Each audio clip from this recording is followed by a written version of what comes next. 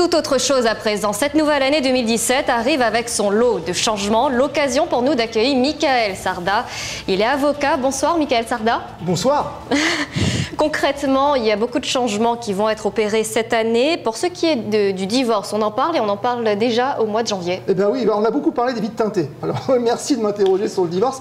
Alors c'est vrai que le divorce par consentement mutuel existe déjà depuis quelques temps et il fallait donc avoir recours à un juge. Et la grande nouveauté, c'est qu'aujourd'hui, on n'a plus l'obligation de faire appel à un juge, mais entre avocats, où chaque partie prend son avocat. Alors c'est vrai qu'avant cette nouvelle loi, deux époux pouvaient avoir le même avocat. Là, si on intervient sans juge, il faut que chacun ait son avocat de façon à ce que justement, chacun puisse avoir des conseils avisés et complètement indépendants. Ça ne complique en rien le divorce? Aucunement. Au contraire, tout est simplifié et ça va plus vite. Enfin, du moins on le pense, car on en est encore au début. Et on parle aussi, pas du divorce en tout cas, de l'obligation pour les chefs d'entreprise de dénoncer les délits routiers des salariés. Oui, ça c'est vrai que c'est quelque chose qui est mal perçu. Jusqu'à maintenant, lorsqu'on était chef d'entreprise, on n'avait pas à dénoncer donc, la personne en question qui avait commis l'infraction. On payait l'amende et c'est tout. Là maintenant, on est obligé de le faire. Alors c'est vrai que c'est quand même quelque chose qui est très mal perçu. On est une entreprise de transport. Une personne donc a commis un excès de vitesse. On est obligé en tant que chef d'entreprise de dénoncer cette personne. Alors, il y a deux problèmes. D'une part, ça prend du temps. Oui, comment le chef d'entreprise? Eh bien, par lettre recommandée, tout simplement, sachant qu'il faut comprendre, dans une entreprise normale, entre guillemets, il y a à peu près 2-3 infractions par semaine, en moyenne. C'est un calcul qui a été fait au niveau de l'État. Donc, 2 dossiers, voire 3 dossiers à gérer dans la semaine, avec l'obligation de dénoncer quelqu'un, ce qui est quand même pas évident. Vous êtes d'accord avec moi, pour les rapports entre employeur-employé, c'est quand même pas quelque chose de simple. Et si d'aventure on ne le fait pas, une amende de 750 € pour chef d'entreprise. Ça concerne toutes les entreprises? Oui, tout à fait. Et ça, c'est vraiment un gros problème, à mon sens en tout cas, mais c'est la loi.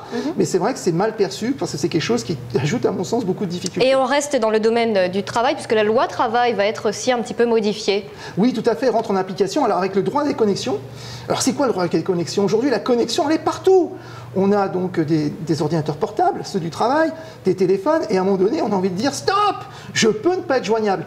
Alors là, dans les entreprises, il va y avoir l'obligation d'envisager justement un droit des connexions, au droit à chacun, chaque salarié, de pouvoir être déconnecté de l'entreprise. Ce qui, à mon avis, est important, car aujourd'hui, c'est vrai que c'est quand même une difficulté d'être toujours, en tout cas, susceptible d'être connecté à l'entreprise. Mais la précision qu'il faut faire parvenir aux auditeurs, c'est que cette loi-là, enfin, cette modification-là concerne uniquement les entreprises de plus de... Alors, dès lors qu'il y a un délégué syndical dans les effectifs de l'entreprise. Voilà, donc c'est ça ce que dit la loi. On disait justement qu'il y avait un autre aspect de cette loi travail qui va être aussi modifié. Alors oui, il y en a plusieurs autres en réalité. Alors, je passe la fiche de paie qui pourrait être maintenant donc autre que sur papier, etc. Mais un aspect important, c'est le fait qu'on peut avoir un accord entreprise qui peut déroger aujourd'hui aux 35 heures. C'est-à-dire qu'à l'époque, pour pouvoir déroger donc au temps de travail, il fallait avoir un accord de branche. Et donc l'accord de branche ne pouvait pas, en tout cas, enfin pouvait dire quelque chose, mais un accord dans l'entreprise ne peut pas contredire l'accord de branche. Alors aujourd'hui, l'entreprise peut envisager un accord entreprise et déroger donc aux 35 heures, en envisageant par exemple 44 ou 46 heures, je crois, sur 12 semaines, ce qui n'est pas envisageable au niveau de l'entreprise avant. Donc c'est vrai que c'est très intéressant. C'est une bonne nouvelle pour les salariés.